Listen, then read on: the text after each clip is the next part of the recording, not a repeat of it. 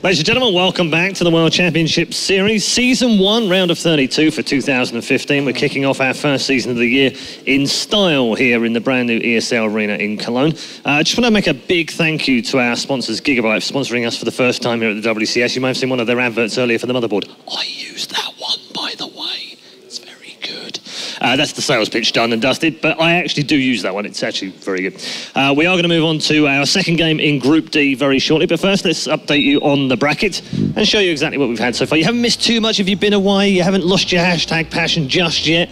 We have only had the one game, but it was an absolute stomp by the Russian Terror, and Happy coming through by 2-0 over Australia's Pig. He's going to have to step up his game if he wants to get out of this group, and so are the two Zergs that are waiting in the wings. So let's introduce you to the two new players that we have coming to the stage right now. And of course, our first player is a man who has been all over the world and played. He's played in Europe. He's played in Australia for no less than 3 years, so he might just have a little bit of Aussie support behind him. He is, of course, the Norwegian player and the Zerg, TargA.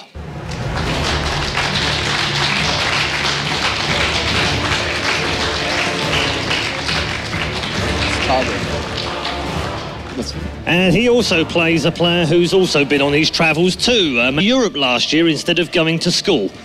Not everyone decides to go back to school, and that's fine. He'll probably go back at some point. Right now, he hails from Canada, of course. He'll have home support from the North American contingent, and he's hot on the heels of Scarlett, of course, to try and replace her as best foreigner in the world. He's also a Zerg. His name is My Insanity Kane.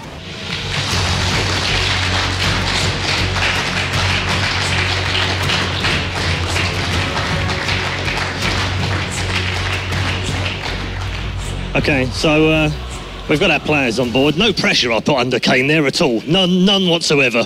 He's put no pressure on himself with those slippers either, Red Eye. The slippers are fun, I have to say. He's got to keep his feet warm somehow, hasn't he? We can't see it on the camera, no. I'm not sure if they can pan out or not. But his slippers are gorgeous. They are. Check out... Oh, no. Well, nearly got them.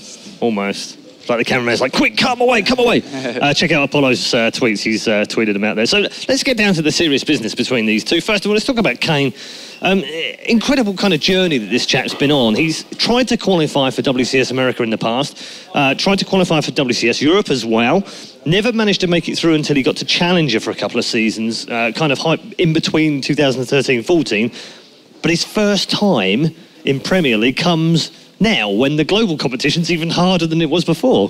This is not just his first WCS, it's his first big opportunity to break through as a player and show everybody what he's made of. He's been very vocal about that on Twitter and other locations too, that he wants to be out there, he wants to show who he can be, and he believes very much so in himself to do that. Absolutely. I remember back in 2013, Total Biscuit ran the Shellcraft Invitational, and this guy came out of almost nowhere. I mean, I honestly, I'm studying all of these players. I thought I know a decent level of these players. Suddenly, this guy comes out of nowhere and wins it all.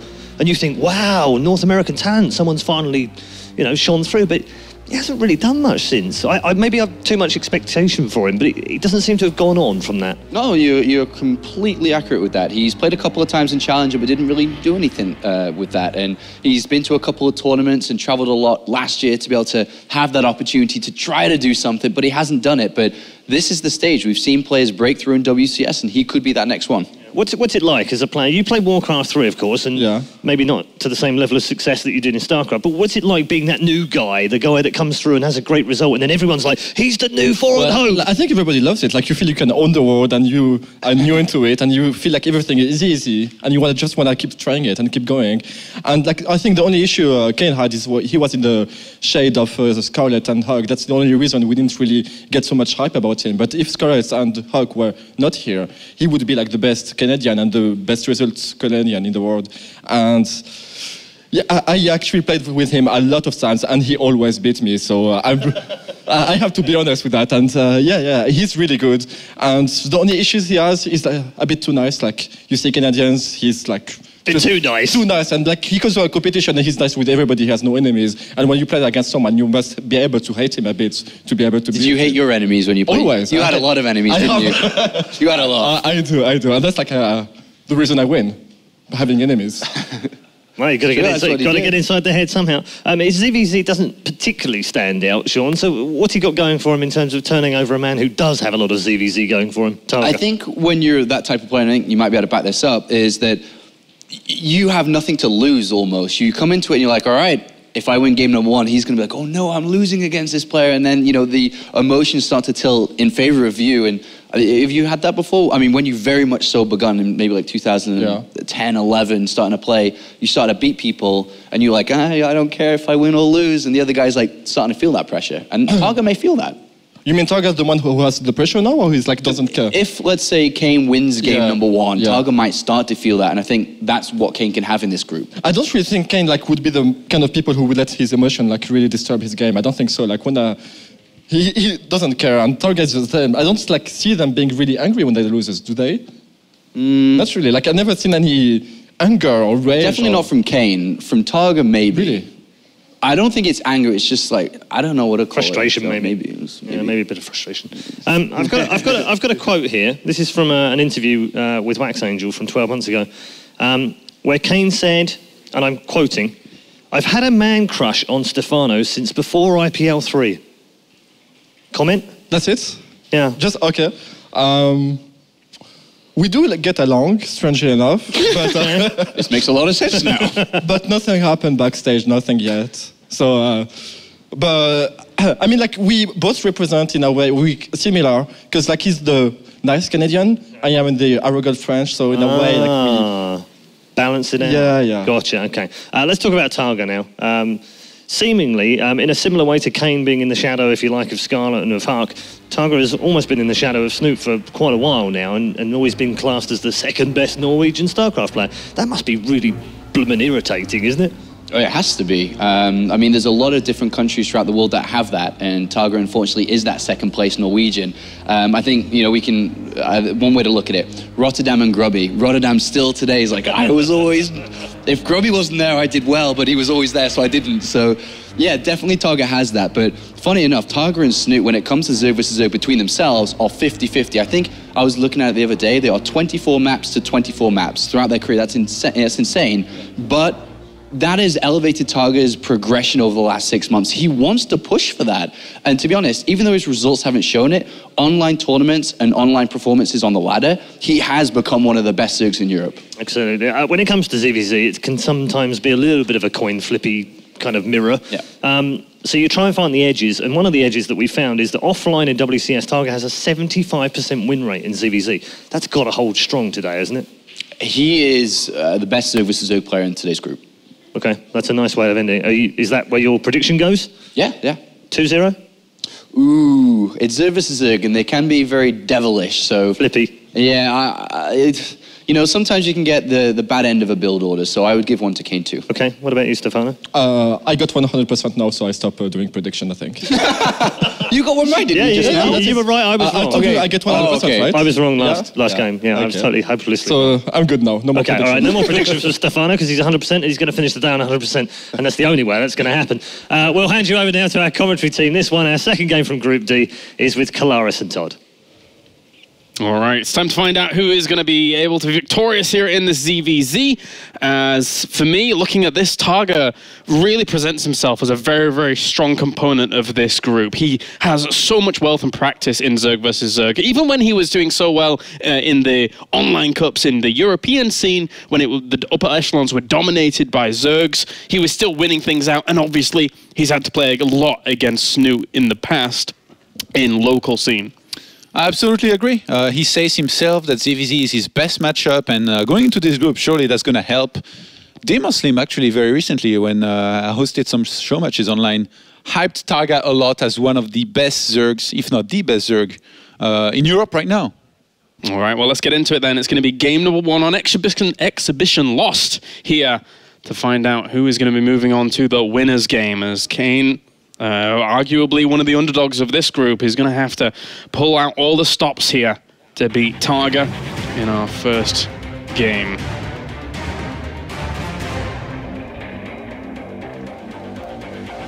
All right. Spawning up to the top right-hand corner here as our red Zerg representing my insanity, it is Kane.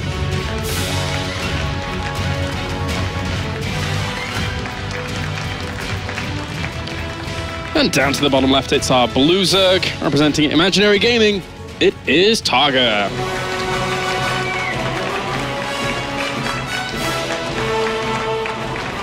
I feel like these two, even the three Zergs in this group, they have something in common. And that's their drive to try and win. They've practiced so hard recently. Maybe I would say even Kane and TargA, maybe even more so than Pig, I feel like. They've really taken their practice to the next level in terms of volume of games and just how hard they try to perform well in general in StarCraft II.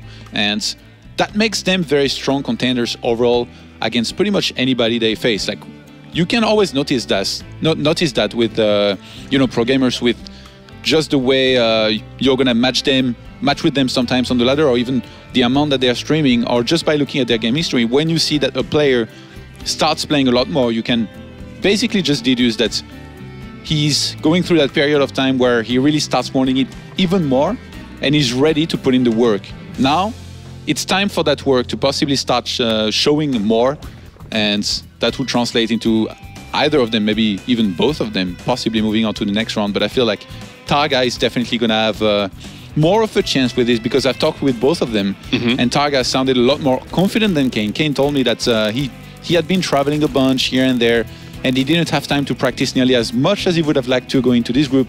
But he did mention that ZvZ was still, a very open matchup where anything can happen. Yeah, open, but he goes up against two very, very formidable players in TargA as well as Pig here in this group. So we'll see if he's going to be able to move on forwards. We've already seen gas intake going pretty quickly here for TargA, as both of them opted to go for hatchery first and then into spawning pools, then into some gas a little bit quicker, obviously, for TargA. So there is not too huge a window here in terms of speed to do much with that. So this game will probably transition past the idea of that very, very early aggression stage here in ZvZ. Both of them actually very, very high on the European ladder in terms of ranking in the Grandmaster League. And I think TargA is slightly higher. He has quite a few accounts as well. So I guess their training field is definitely, the ladder. Maybe they play some custom games here. I mean, even Happy surprised me mentioning that he started playing custom games. Happy for the longest time was the only ladder guy. Yeah, he was very much into the ladder. So I was also a little bit surprised that the custom games were coming out for him. But this is interesting. This is the two-lane dynamic in ZvZ where you're trying to scout out, see what's going on. Noticeably, we're seeing Kane's two Zerglings actually got pushed all the way back. And, micro! And he actually, that was very, very well done there by Kane, being content with the idea of that one Zergling being able to get that kill at the front after his got weakened. So far, it's been an absolute mirror in terms of, getting speed going at the same time, but we finally start seeing both players, or at least one of the players, doing something different. With StarCraft going for the Evo chamber here, much earlier than Kane, who might just skip it for now altogether. He may do. Even like the positioning on the Baneling Nest, is the same, where you get that, you leave that one space between the hatchery and the Baneling Nest to put the Queen in there, were you to be in danger. If he's going to pressure with extra lings, he's actually going to start with Carapace here, is TargA, which, if you're not too familiar with the dynamics of ZvZ, lings actually pushing forwards, survive one Baneling hit with that Carapace if it does come to fruition. So, but interestingly enough, the Zergling has actually already seen the fact that it's a very, very quick layer moving in, and that's a costly investment, just that quick layer as it occurs. So it might prompt a little bit of an attack here with this flood of Zerglings. Yeah, and he's going into 4 gases very quickly here as well, Kane, so mute us might be all the rage here, as our friend Maynard would say. Might be thinking about that quite possibly. Actually, Kane is not mining from those extractors just yet. They're all finished. He's delayed that a little bit, I guess, up until he saw or got a little bit more of an idea of what was happening.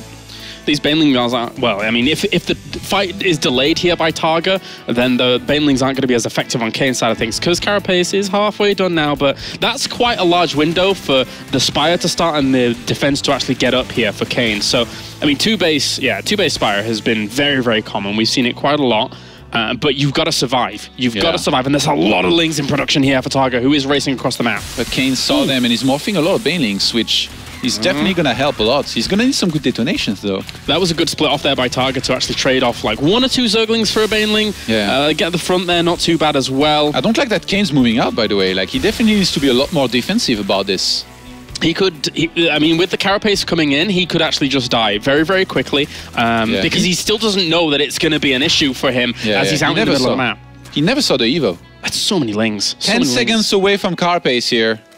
Oh, and the Baneling there on the shrubbery actually got a very good connection with some of those Zerglings. Just wants to separate off against these two. Carapace is done though now, so even if Banelings get a good detonation for Kane... Those Banelings are not done yet. Uh-oh. For Kane here.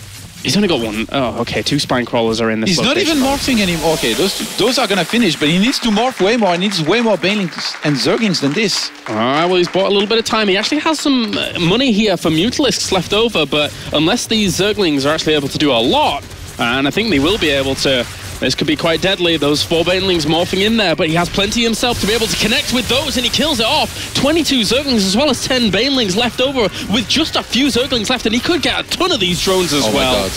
My God. If you're rushing up to a 2-base Spire play like this and you don't scout everything out, GG, TargA takes game number 1. Very well executed, but that was his window. He had to do big damage there. There wasn't too many transitions for him behind that to then say, well, I'm going to be able to rival these Mutalisks, because it could have got very sticky from that point on.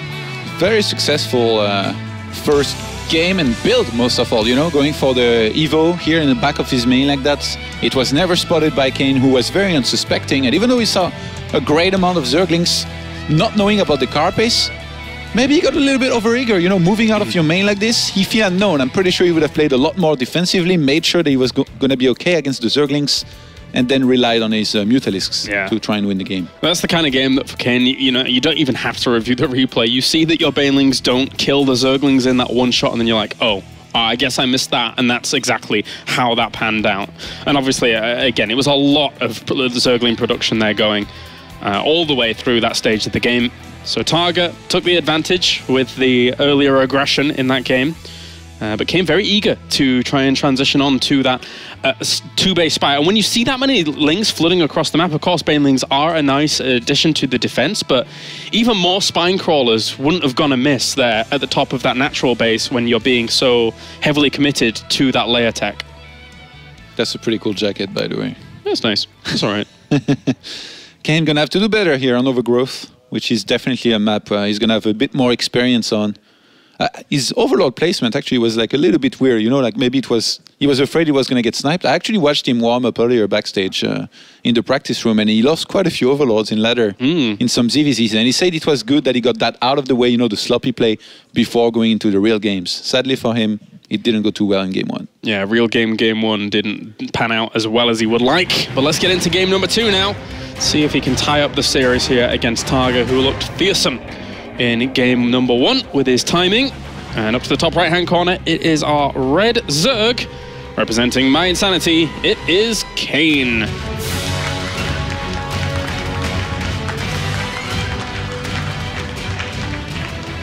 Down to the bottom left-hand corner, currently 1 game up, representing Imaginary Gaming, it is TargA. They look pretty nervous, don't they? A little bit, a little bit. I mean, this is the biggest stage. I've talked about this in the past, but WCS is definitely the one tournament you get the most nervous for by far. I've played for so many years, and when I played in WCS, it was, in terms of nervousness, it was nowhere near as close as the other tournaments. I was way more nervous. It's very difficult. Like, you know, everybody, the entire scene's watching, a lot of other pro players are watching, and this is where it counts the most. So it's usually, you know, very difficult to be well prepared mentally and, you know, to stay calm. Some players do it very well, though. Happy didn't look that nervous at all. Yeah, well, he's been in a lot of them, that's for sure. Yeah. He's been here time and time again, and I'm pretty sure as well that Happy doesn't care too much about anybody else's opinion. So, well, it's going to be a little bit of a switch up into game number 2. Whatever that means, Skylar.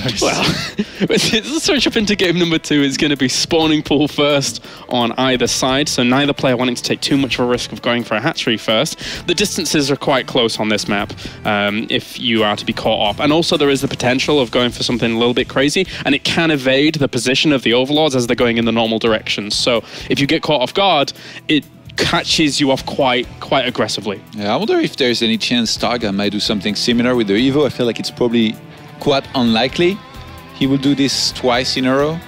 This is definitely a map where more often than not we see just basically roaches against roaches. Yeah. Simple as that.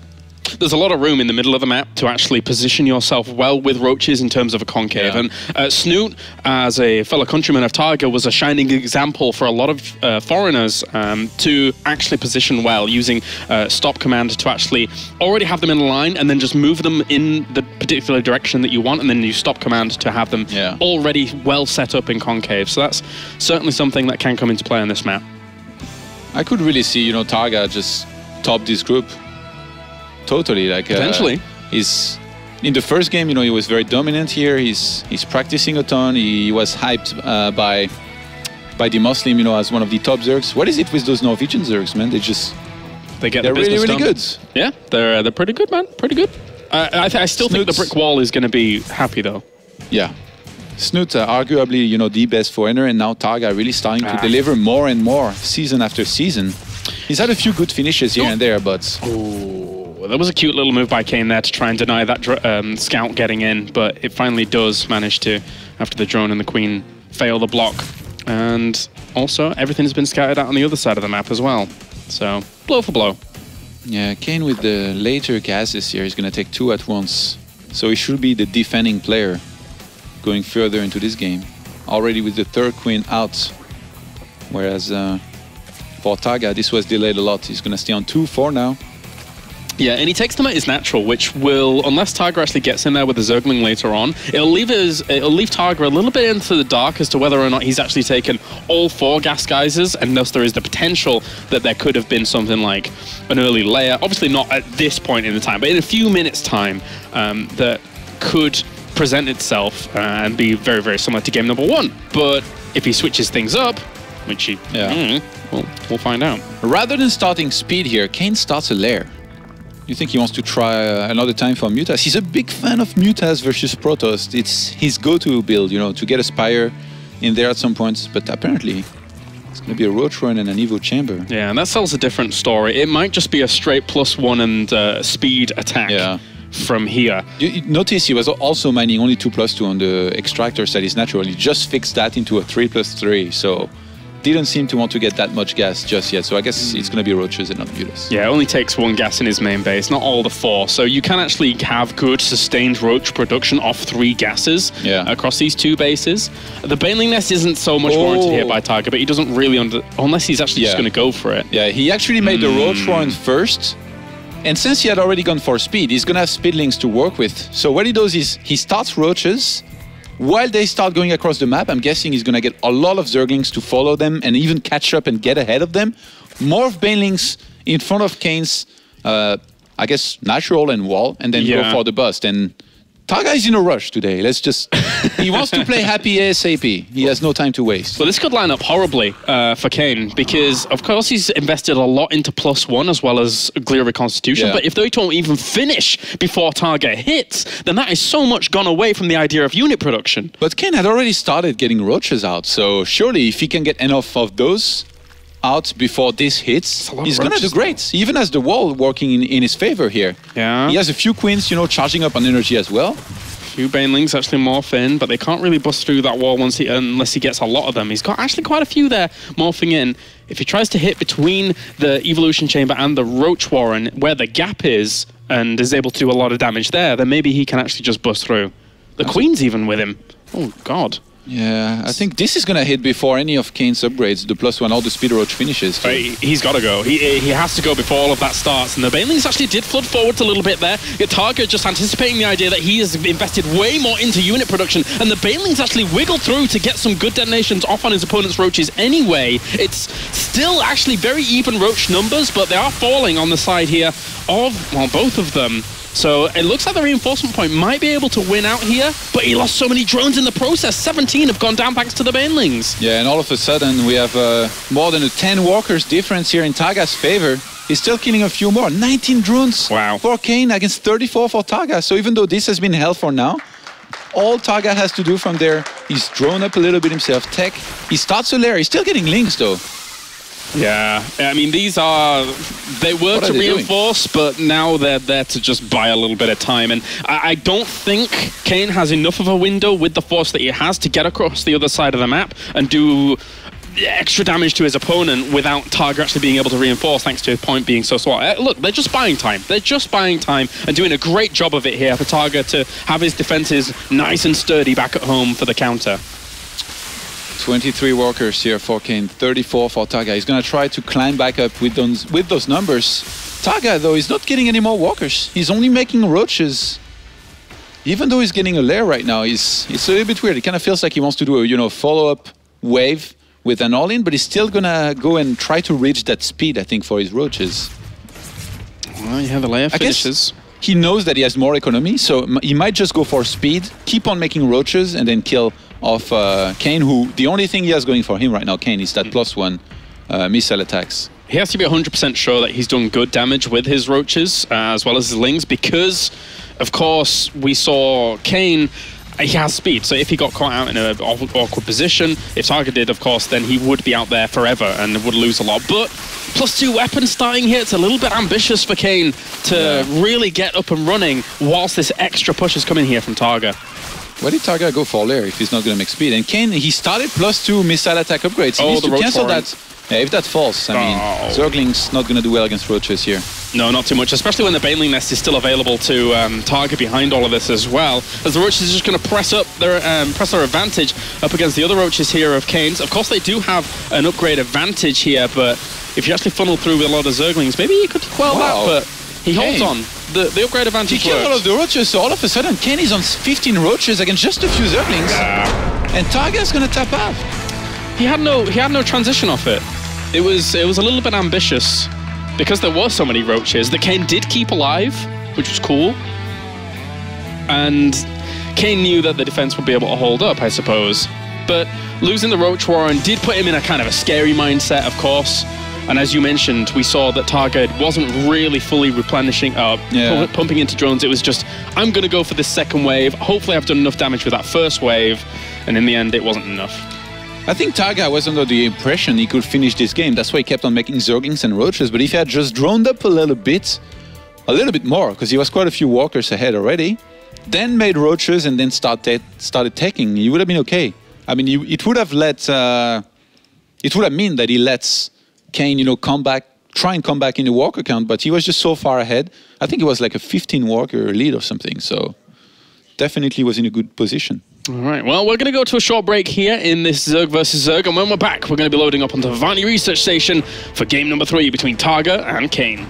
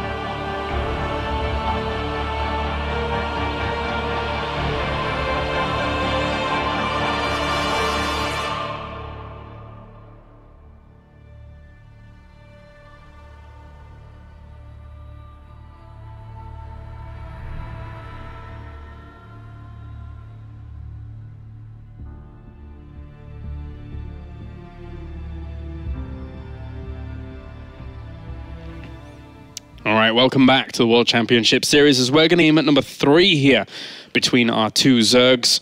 It's going to be Varney Research Station and TargA playing aggressive in both of those games. Game number 1, played out just fine. Game number 2, not quite doing the business that he needed to. I think it could have played out a little bit differently, given these small decisions that you have to make in this matchup. Very, very minute decisions, but they kind of make a big difference.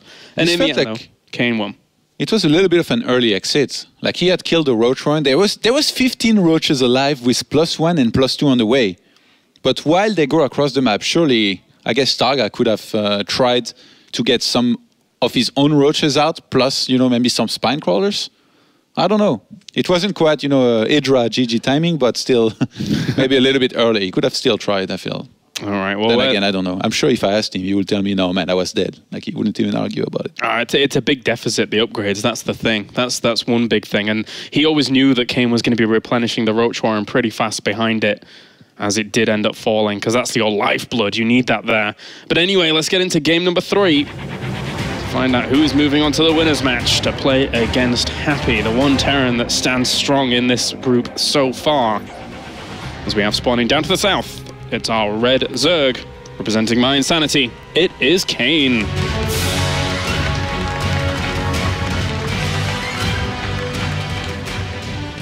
And up to the north position, our blue Zerg, representing Imaginary Gaming, it's TargA.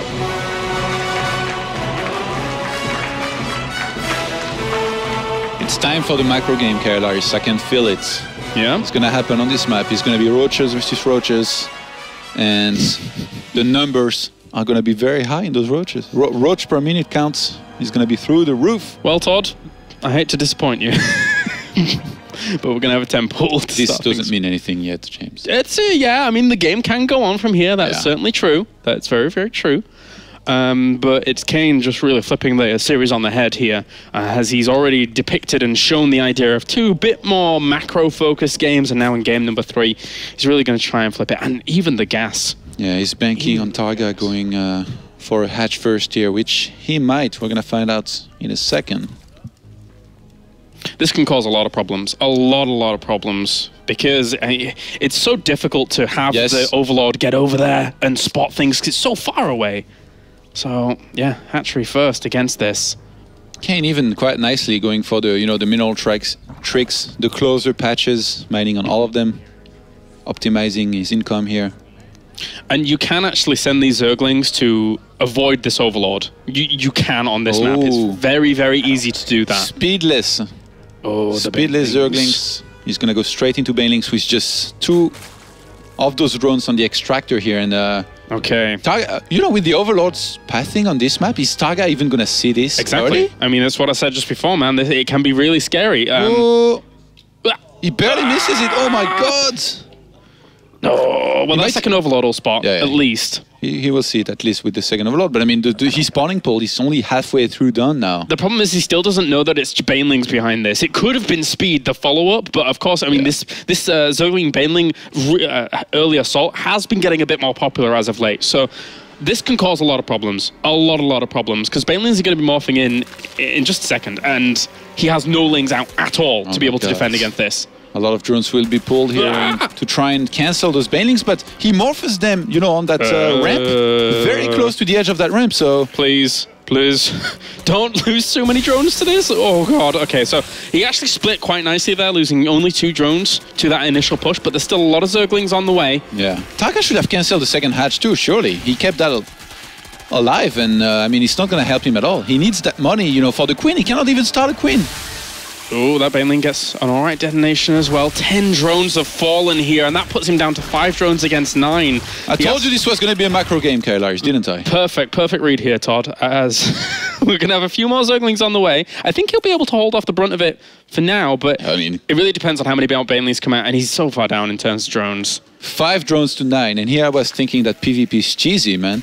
At least he's keeping track of the Zerglings that are trying to morph in as Banelings, but if Kane divides up extra little clumps here and there, you can't keep track of them all because you just don't have that many Zerglings. At this point, we're on 6 Zerglings for TargA, 12 for Kane, who can even get Banelings. This is just over here. And even start speed. The divide up of those Zerglings by Kane was actually really good, not only to track the Banelings, but also to just get a few 2 in, and 5 drones has a really, really hard time of being able to rival that. He loses the rest of his Zerglings anyway, he has no mining, no income, he's going to have very limited access to any extra Zerglings that are going to pop out, and the micro here for TargA has to be absolutely pristine to win this out, but there's extra Zerglings on the way. It's not going to be pristine enough. GG Kane is able to take the 2-1 victory here in this series after a cheeky play there in Game 3. But, I mean, hey, it worked out. It did work out, and I guess you can be happy with the way TargA wanted to go for the hatch first, and maybe predicted that, you know, the likelihood of TargA going for hatch first on this map, because you do indeed have, you know, that natural base that feels very, very safe to take, but I guess your main is a little bit more exposed. This is probably like one of the only maps where, you know, your main is so easily reachable compared to your natural. And he exploited that nicely with, I guess, an adapted all-in. Yeah. Considering the way in which this series actually went, with TargA being pretty aggressive himself, he could have, you know, tried to take a bit more precautionary measure. But of course, really kind of wanted to get a very good start in that game. And if that hatchery goes uncontested at that start, and also if your opponent, it's so hard at the beginning of that map because it is so difficult to actually spot what's really going on at the start of the game. He needed to cancel that hatch, man. And you know how I know that? Because you need to cancel your Nexus when you go for these endings rush you. Oh, well. But yeah, that would have been a lot of extra minerals, actually, whilst all of that was going on. He couldn't even start a queen. Imagine if he had a queen. It would have helped so much. Maybe it would have helped in keeping the spine alive, and then from there it becomes another game. Yeah, it's one thing as well, too, actually, if you can have a queen and then focus down Banelings when they're actually dancing around against drones. This feels like as build order loss as it gets, though.